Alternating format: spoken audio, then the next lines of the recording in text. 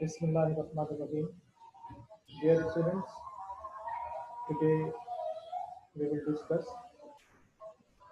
production and uses, also some properties of X-ray. Yesterday, we discussed radius along with energy of an electron in an atom. Before starting the class, I want to interact with all of you so that हमारी जो भी notes से related गुफ्तगू है वो सबसे पहले हो जाए। काइंडली अपने आप को अनम्यूट कीजिए। मरियम, आलिया, मरियम अब्दुल रहमान, सायरा खान, बेटे अनम्यूट करें अपने माइक्स को।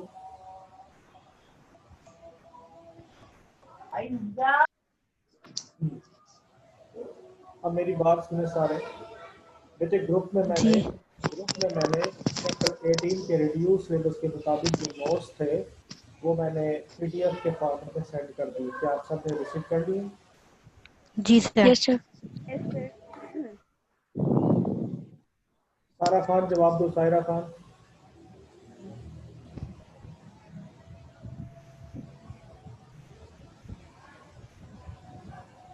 सायरा खान,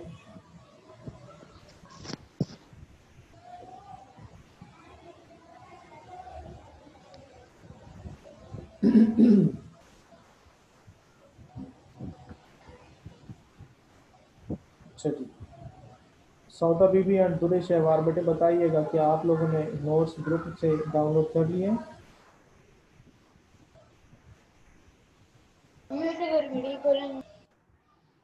यस सर, कर लिया। अच्छा, आलिया मुनीर आपने भी कर लिए हैं?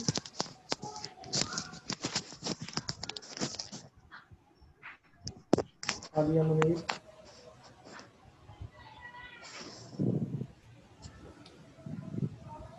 आई थिंक आलिया मुनीर मुझे सुन नहीं रही शायद। अच्छा बच्चों, कैसे करेंगे? जस्ट अपने व्हाट्सएप ग्रुप में आप जाएं, वो नोट सामने होंगे, क्लिक करें, वो डाउनलोड ऑटोमेटिकली हो जाएंगे, आपके मोबाइल में सेव हो जाएगी उसकी कॉपी। Okay sir. अच्छा, अब मेरी इंस्ट्रक्शन सुनिएगा बेटे। हर चैप्टर के जो रिड्यूस सिलेबस के मुताबिक नोट्स होंगे वो मैं आपको इस तरह से एक कॉपी हमेशा देता रहूँगा। चैप्टर नंबर 18 में हमारे लिए एक टॉपिक था बोहर मॉडल और उसकी एप्लीकेशन। दूसरा टॉपिक है जो हमारा है वो है एक्सरे का, और तीसरा जो टॉपिक है हमारा वो लेज़र का। हाइड्रोजन स्पेक्ट्रम रिड्यूस सिलेबस में नहीं है। हाइड्रोजन स्पेक्ट्रम अगर हमें पढ़ना होता है तो फिर हम वेव नंबर या वेवलेंथ या फ्रीक्वेंसी की तरफ जाते हैं।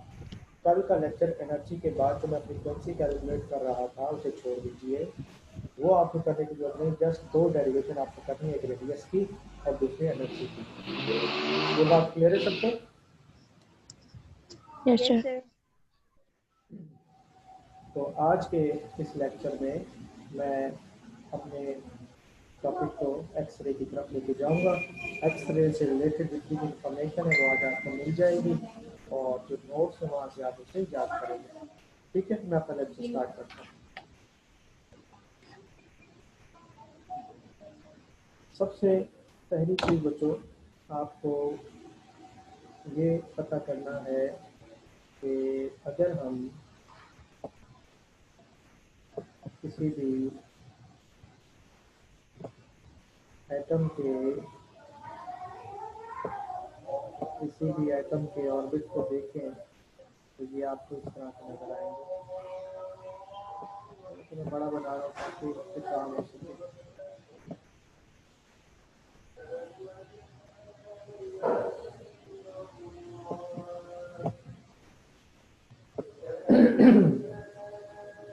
अच्छा बच्चों, ये मैंने आपके सामने किसी भी एटम के 3 ऑर्बिट्स बनाए हैं।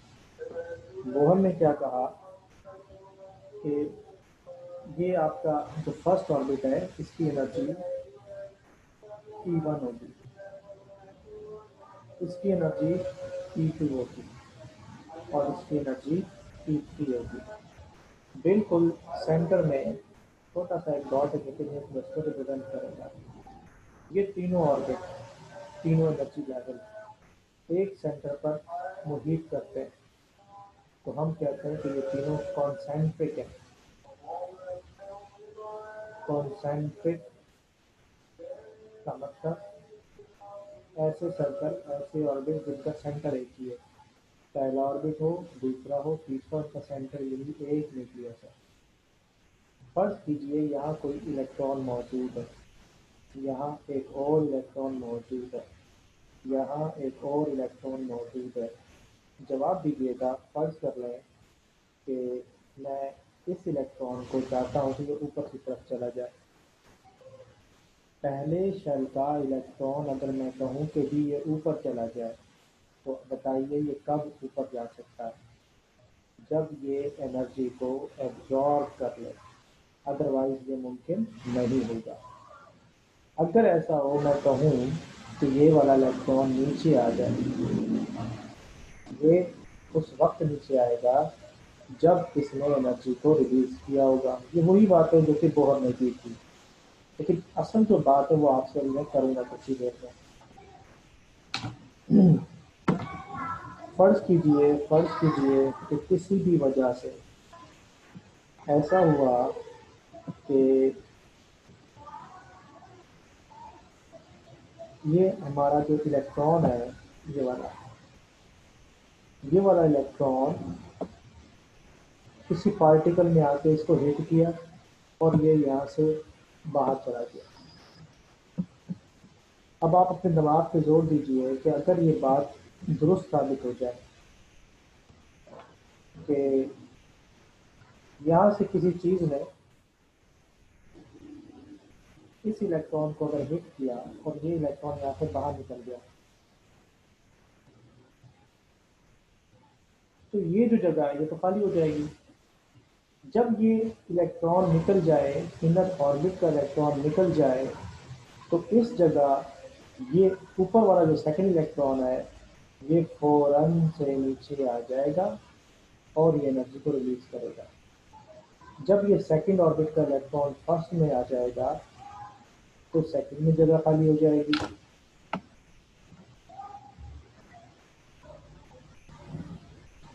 जब सेकंड ऑर्बिट का इलेक्ट्रॉन नीचे आ जाए फर्स्ट में, तो सेकंड में जगह खाली हो जाएगी।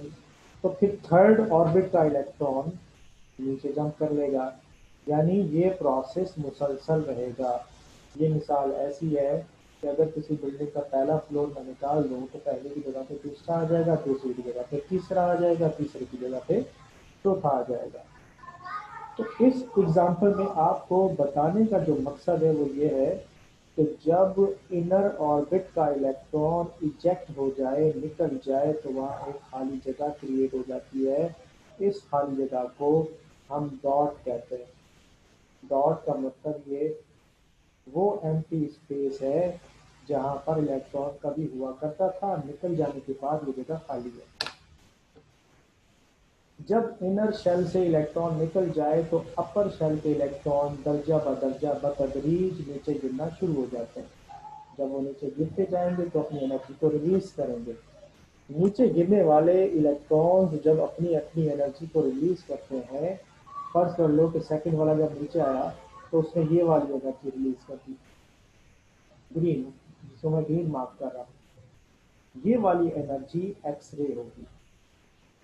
अगर ऊपर वाला नीचे आ जाए, तो यहाँ भी ऐसा ही कुछ होना चाहिए।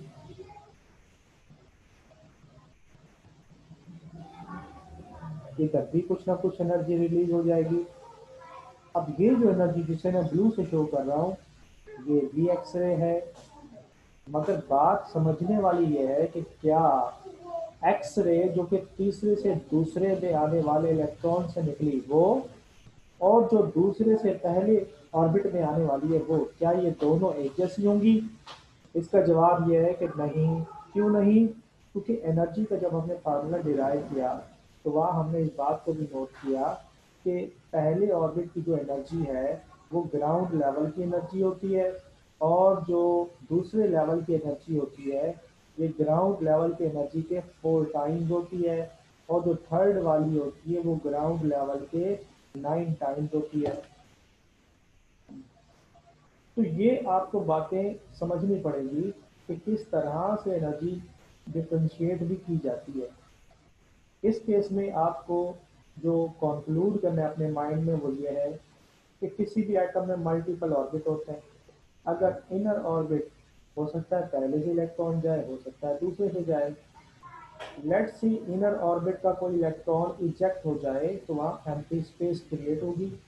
उस एम्प्टी स्पेस को फिल करने के लिए नेक्स्ट ऑर्बिट सेकंड का इलेक्ट्रॉन जंप डाउन करेगा, वो एनर्जी को रिलीज करेगा। ये जो एनर्जी रिलीज होगी ये एक्सरे है। इसी तरह सेकंड की जो जगह खाली हो गई उसको फिल करने के लिए थर्ड ऑर्बिट का इलेक्ट्रॉन आएगा, ये भी आपके लिए एक्सरे को रिलीज करेगा। मगर ऊपर वाली एक्सरे की एनर्जी नीचे वाली एक्सरे की एनर्जी से बिल्कुल मुख्तलिफ होगी। ये तो बातें थी कि एक्सरे क्रिएट होने की एक्चुअल मैकेनिज्म या उसकी रीजन क्या होती है, लेकिन ये सारी बातें 1985 में रिंजन को मालूम नहीं थी। याद रखिएगा कि 1985 में तो एक्चुअली इसको प्रोड्यूस किया, लेकिन ये बेसिकली 1885 की बात है। इस दौर में जो रिंजन है उसने इतना ज़्यादा काम नहीं किया था, उसके साथ एक्सीडेंटली ये रेस प्रोड्यूस हुई थी।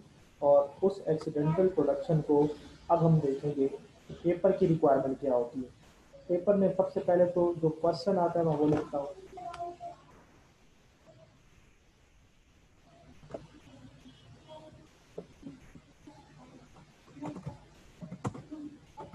डिफाइन एक्सरे,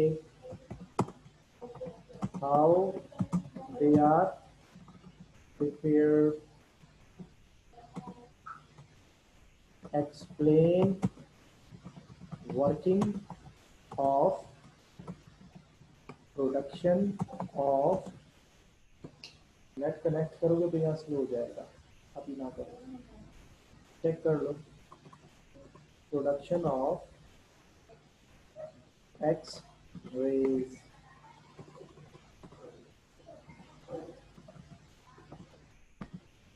ठीक है जी। ये हमारा क्वेश्चन है जिसको आपको आंसर करना चाहिए और पता होना चाहिए कि इसका हम आंसर क्या करें। अब थोड़ी देर में आपके सामने मैं लिख देता हूँ जी हम किस तरह से इसको आंसर कर सकते हैं। ऑब्वियसली आपकी मेन हेडिंग होनी चाहिए कि एक्स रे क्या है।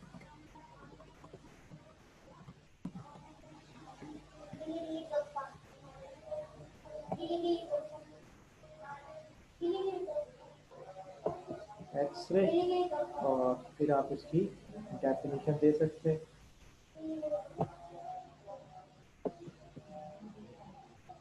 इसकी definition unknown radiations, unknown radiation या अननोन इलेक्ट्रोमैग्नेटिक रेडिएशन,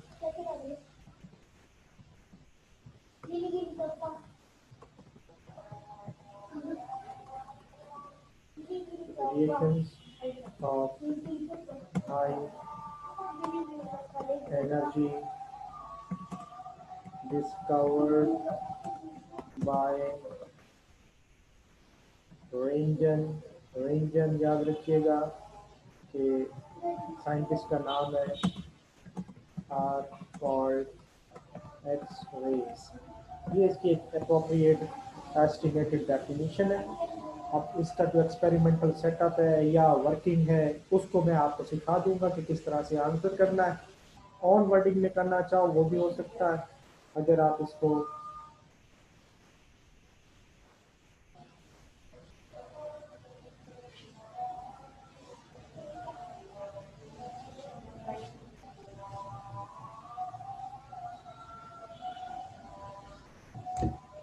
वर्किंग या एक्सपेरिमेंटल इसकी जो अरेंजमेंट है वो, और इन राइटिंग वर्किंग वो हमें लिखनी पड़ेगी। अब देखिएगा मैं इसकी आपको डायग्राम बना के देता हूँ कि एक्चुअल इसकी जो वर्किंग है वो किस तरह से होगी।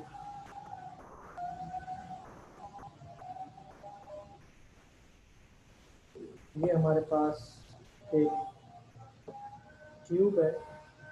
इस ट्यूब को मैं बनाने की कोशिश करता हूँ। इस हद तक ये बन सकती है मुझसे। It's difficult to use properly but I will try my best.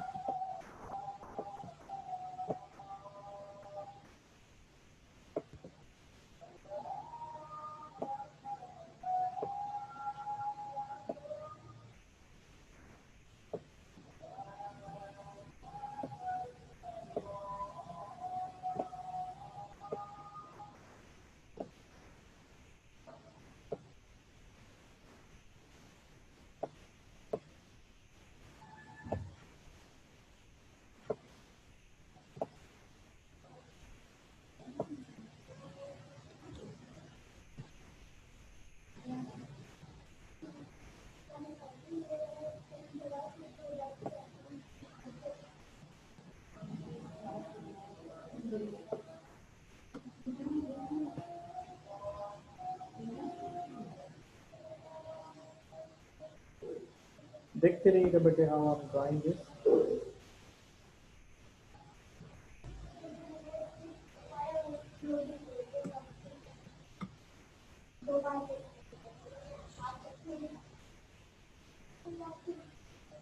ये कंप्लीट अप्रोप्रिएट राउंड मुझे नहीं बन पाएगा क्योंकि मैं राइटिंग पैड यूज़ कर रहा हूँ। It's difficult for me but आप इसको प्रॉपरली बनाइएगा। ये शेप है क्यूब है।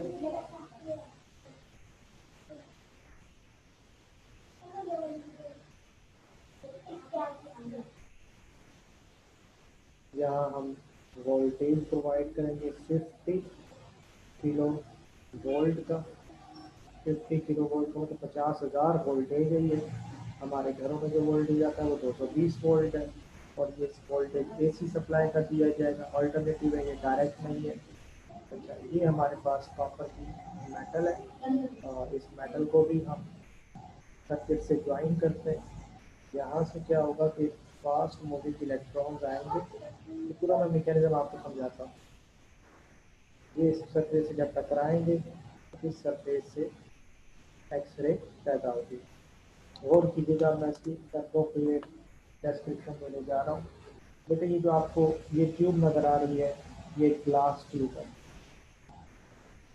ये शीशे की बनी हुई है पूरी, पहली बात। दूसरा कि ये एवाकुएटेड है। एवाकुएटेड का मतलब हमने इसमें वैक्यूम क्रिएट की है। वैक्यूम क्रिएट करने का मतलब होता है कि हमने इसमें से सारी की सारी जो एयर है वो बाहर निकाल ली है with the help of a suction pump. ये जो आपको राउंड हिस्सा नज़र आ रहा है, ये टंगस्टन फिलामेंट का मेटल है। Tungsten filament. टंगस्टन फिलामेंट इस तरह में होता है, जब वो गर्म होगा तो उसमें से इलेक्ट्रॉन निकलना शुरू हो जाएंगे। ये जो डॉटेड है आपको नज़र आ रहे हैं, ये इलेक्ट्रॉन है। और ये इलेक्ट्रॉन जाके जब इस ट्रायंगल शेप वाली ये कॉपर की मेटल है, कॉपर मेटल प्लेट है ये या सरफेस है, इस पर वो टकराएंगे और इस मेटल से एक्स रे पैदा होगी। ये जो मैं आपको दिखा रहा हूँ ये एक्स रे है। ये याद रहे कि ये जो कॉपर की मेटल सरफेस रखी जाती है ये इंक्लाइंड होती है। इंक्लाइंड होती है और 45 डिग्री के एंगल पर होती है। यानी जब इलेक्ट्रॉन इस सरफेस से टकराएगा तो ये 45 के एंगल पे टकराएगा। तो ये वो पूरी डिस्क्रिप्शन थी जो कि कंस्ट्रक्शन की है। मैं कंस्ट्रक्शन को एक बार फिर समझाता हूँ। तो ये जो एक्सरे प्रोड्यूस करने की जो सेटअप हमने लगाया, it consist on a glass tube. ये लिखना है आपने। अगर नोट से याद करते हैं तो ठीक है, वरना मेरी वर्डिंग को सुन लें, आपने यही लिखना है कि it consist on a glass tube. ये ग्लास ट्यूब की बनी हुई है। Inside it, tungsten filament is attached with high voltage AC, that is 50 kilovolt. ये दूसरा पॉइंट है। तीसरा, to the other end of the glass tube एक कॉपर मेटल मौजूद है which is inclined at angle of 45 degree. तीन point आपके। चौथा point, copper metal is attached with the circuit. पांचवा पॉइंट, कि टंगस्टन फिलामेंट जो है वो इलेक्ट्रॉन्स को इजेक्ट करेगा। छठा पॉइंट, ये जो इलेक्ट्रॉन्स हैं ये यहाँ से टंगस्टन से निकलेंगे तो सही, मगर इन्हें तेज करने वाला इलेक्ट्रोस्टैटिक अट्रैक्टिव पोटेंशियल है। ये जो इलेक्ट्रॉन है, इलेक्ट्रॉन इसके बारे में भी याद कर लें कि ये जो एक्सेलरेटेड होते हैं या इनको जो स्पीड मिलती है ये एक्सेलरेटेड बाय इलेक्ट्रोस्टैटिक अट्रैक्शन है। यानी दूसरी तरफ जो मेटल है ये बेसिकली पॉजिटिवली चार्ज होती है या पॉजिटिव सर्किट से कनेक्टेड होती है, क्योंकि नेगेटिव और पॉजिटिव एक दूसरे को अट्रैक्ट करेंगे तो ये स्पीड मिल जाएगी। ये फास्ट मूविंग अगर नहीं होंगे तो मेटल को हिट करने के बाद वो एक्सरे को प्रोड्यूस कर नहीं सकते। अब यही बात आप यहाँ देखें इस डायग्राम में। ये जो मैं आपसे कह रहा था कि कोई चीज आके इसके इनर इलेक्ट्रॉन को निकाल दे, वो जो आएगा वो यही तो है जो कि इलेक्ट्रॉन टंगस्टन से निकला। उस वक्त मैंने आपको नहीं बताया, बट मैं अब बता रहा हूँ कि टंगस्टन से निकलने वाला इलेक्ट्रॉन एक्सेलरेट होगा इलेक्ट्रोस्टैटिक अट्रैक्शन की वजह से, और इतना ज़्यादा ये स्पीड से आएगा कि जब ये मेटल को हिट करेगा तो मेटल के एटम का इनर ऑर्बिट का इलेक्ट्रॉन ये बाहर निकाल देगा, जिसकी वजह से ऊपर वाला इलेक्ट्रॉन नीचे आएगा, उससे ऊपर वाला और नीचे आएगा, जिसकी वजह से एक्सिस एनर्जी रिलीज होगी। That energy will cause the production of x-ray. ये है वो पूरा मैकेनिज्म जिसके ज़रिए से हम समझ सकते हैं कि एक्सरे किस तरह से पैदा होती है। अब यहाँ तक अगर किसी को कोई सवाल है तो बेटे पूछिए, अपने माइक्स को अनम्यूट करें और क्वेश्चन पूछिए।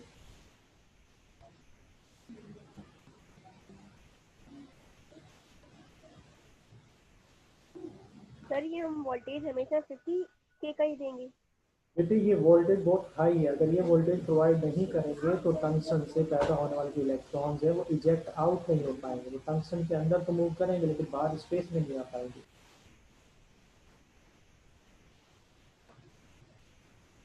और कोई क्वेश्चन? मरियम अख्तर बेटे कोई सवाल है तो पूछो। No sir. समझ में आ गया यहाँ तक सारा? Yes sir. सर ये कॉपर मेटल प्लेट से टकराने के बाद एक्सरे कैसे प्रोड्यूस होगा? मतलब कॉपर प्लेट में ऐसा क्या है? बेटे कॉपर प्लेट में तो ऐसा कुछ नहीं है, बेसिकली कोई भी मेटल हो तो यहाँ से इलेक्ट्रॉन जब हिट करेंगे तो एक्सरे प्रोड्यूस होगी। ये सवाल होना चाहिए कि वाई कॉपर, यहाँ कॉपर क्यों इस्तेमाल किया? कॉपर इसलिए हमने इस्तेमाल किया है कि एक तो ये इजीली अवेलेबल है, दूसरा ये बहुत ही कॉस्टली नहीं है, ये हमारे लिए चीप मेटल में शामिल होती, सस्ती है ये। अगर फर्ज कर लो मैं कॉपर को हटा के या गोल्ड या सिल्वर लगा दूँ तो भी यही काम होगा, बट एक फ़र्क आ जाएगा कि रिसीव होने वाली जो एक्सरे है उसकी एनर्जी कॉपर वाली एक्सरे से बिल्कुल डिफरेंट हो जाएगी। क्लियर हो गया? Yes sir. ओके बच्चों, अब बेटे आपने इसमें करना क्या, सुनो मेरी बात। अगर आप नोट से याद करते हैं तो ठीक है, नहीं करते तो यही मैं एक्सप्लेन कर रहा हूँ how you have to answer. सबसे पहले आप मेन हेडिंग देंगे अपने एक्सरे की और डेफिनेशन लिखेंगे जो मैंने 2 लाइनों में लिखी हुई है। उसके बाद आप हेडिंग देंगे experimental arrangement for the production of x-ray. इस हेडिंग में आप ये जो 5-6 पॉइंट इसकी कंस्ट्रक्शन के हैं वो लिखेंगे। वो 5-6 पॉइंट कौन से हैं मैं दोबारा बताता हूँ। कि जो glass tube, it consist on a glass tube, पहला ये आएगा। दूसरा पॉइंट होगा कि inside the glass tube tungsten filament is attached with high voltage 50 kilowatt. तीसरा पॉइंट आएगा to the other end of the tube copper metal plate is present which is inclined at the angle of 45 degree. ये 3 point हो गए आपके। फिर आप चौथा point देंगे कि कॉपर मेटल की जो प्लेट है वो भी positive part of the circuit से अटैच्ड होगी। चौथा पॉइंट आप देंगे वो जो ग्लास ट्यूब है वो आपकी एवाकुएटेड है, यानी अंदर वैक्यूम है। पांचवा पॉइंट आप देंगे कि इलेक्ट्रॉन जो कि टंगस्टन से इजेक्ट हो रहे हैं तो ejected electrons are accelerated by electrostatic force of attraction. तो जो इलेक्ट्रॉन्स हैं वो एक्सेलरेट होंगे by due to electrostatic force of attraction। और finally आप लिखेंगे when electron hits the copper metal surface which is kept at angle of 45 degree, X-ray is produced। और हम उस एक्सरे को वहाँ पर यूज़ करते हैं। जी बच्चों बताओ, क्लियर है? मैं आगे बात करूँ इससे?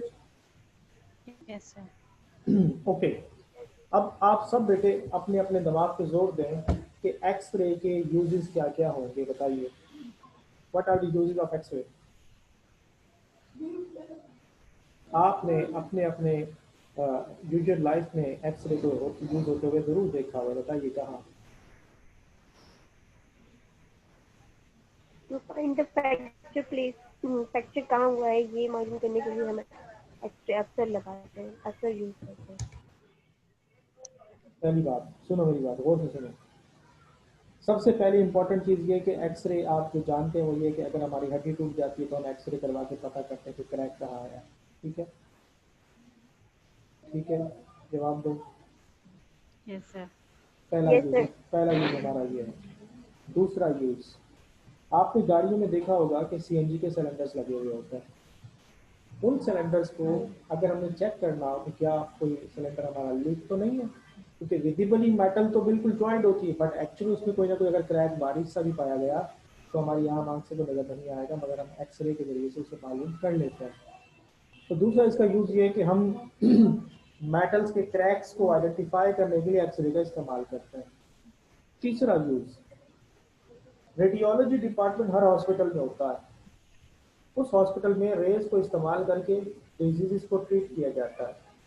वो रेज जो कि इस्तेमाल की जाती है उनमें से एक तो लेज़र होती है और दूसरी एक्सरे होती है।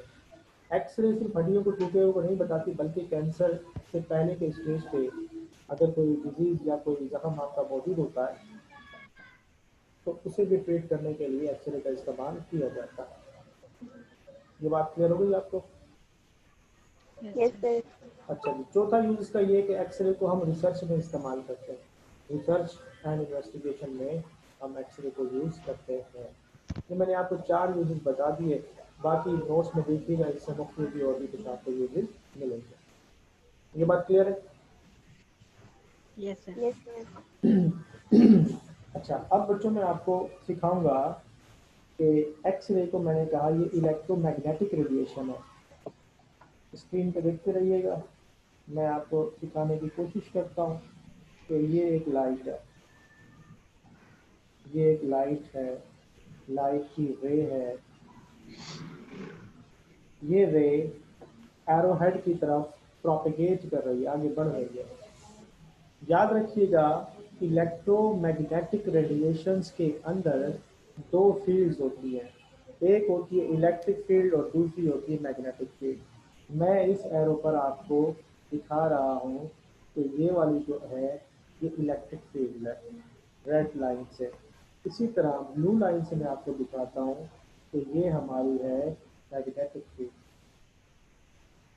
जब कोई लाइट प्रोपेगेट करती है तो इलेक्ट्रिक फील्ड और मैग्नेटिक फील्ड दोनों एक दूसरे के परपेंडिकुलर रहती है, मगर दोनों ट्विस्ट भी करती जाती है। जरा इस वाले को देखिएगा, ये डिस्टेंस ऐसा ऐसा कम हो रहा है, देख रहे हैं मेरी बात? तो इलेक्ट्रिक फील्ड और मैग्नेटिक फील्ड ये दोनों एक दूसरे के परपेंडिकुलर होती है, मगर जब ये मूव करेंगी, लाइट प्रोपेगेट जब करेगी तो ये दोनों ट्विस्ट भी करेंगी। जिस तरह स्क्रू घूमता है उसी तरह ये फील्ड भी घूमती जाएगी, मगर घूमते हुए इन दोनों के दरमियान जो एंगल है वो 90 का मेंटेन रहेगा। ये है कॉम्पोजिशन इलेक्ट्रोमैग्नेटिक रेडिएशन की। इलेक्ट्रोमैग्नेटिक रेडिएशन में बहुत सारी रेंजेस आती हैं। पहली एक रेंज में आपसे जिक्र करता हूँ, वो है विजिबल रेंज। ये विजिबल रेंज वो है जिसमें आप और मैं देखते हैं। एक होती है इंफ्रारेड रीजन, इंफ्रारेड कहते हैं आईआर रीजन को, आईआर या इंफ्रारेड रीजन। और दूसरी मैं आपको बता रहा हूँ अल्ट्रा अल्ट्रा वायलेट। ये 3 वो रेंजेस हैं जिन रेंजेस में हमें एक्सरे मिलती है। इन 3 के अलावा किसी और रीजन में एक्सरे का वजूद नहीं होता। एक्सरे मैं कहता हूँ कि ये हाईली एनर्जेटिक है। हाई एनर्जी का मतलब ये होता है कि उसकी जो वेवलेंथ है वो शॉर्ट होगी। ये शॉर्ट वेवलेंथ में ड्रॉ कर रहा हूँ और ये मैं लॉन्ग वेवलेंथ ड्रॉ कर रहा हूँ। समझ रहे मेरी बात को? Yes, sir. वेवलेंथ अगर शॉर्ट होगी तो एनर्जी ज़्यादा होगी, वेवलेंथ अगर लॉन्ग होगी तो एनर्जी कम होगी। ये बात हमें कहाँ से पता चलेगी? E is equal to h nu का फार्मूला आप जानते होंगे। E is equal to h nu इसमें म्यू की जगह पे हम लिख देंगे सी अपॉन लैम्डा। तो पता ये चला कि एनर्जी इन्वर्सली प्रोपोर्शनल है लैम्डा के। एनर्जी इन्वर्सली प्रोपोर्शनल है लैम्डा के मतलब ये कि एनर्जी और वेवलेंथ के दरमियान इन्वर्स रिलेशन पाया जाता है। अगर वेवलेंथ बढ़ती चली जाएगी तो एनर्जी कम हो जाएगी, और अगर वेवलेंथ कम हो जाएगी तो एनर्जी बढ़ जाएगी। इसको मैंने डायग्राम के जरिए आपको समझाने की कोशिश की है। आप जल्दी से स्क्रीन पे मुझे तमाम वर्क का एक स्क्रीनशॉट लें, फिर मैं इससे आगे की और बातें डिस्कस करता हूँ।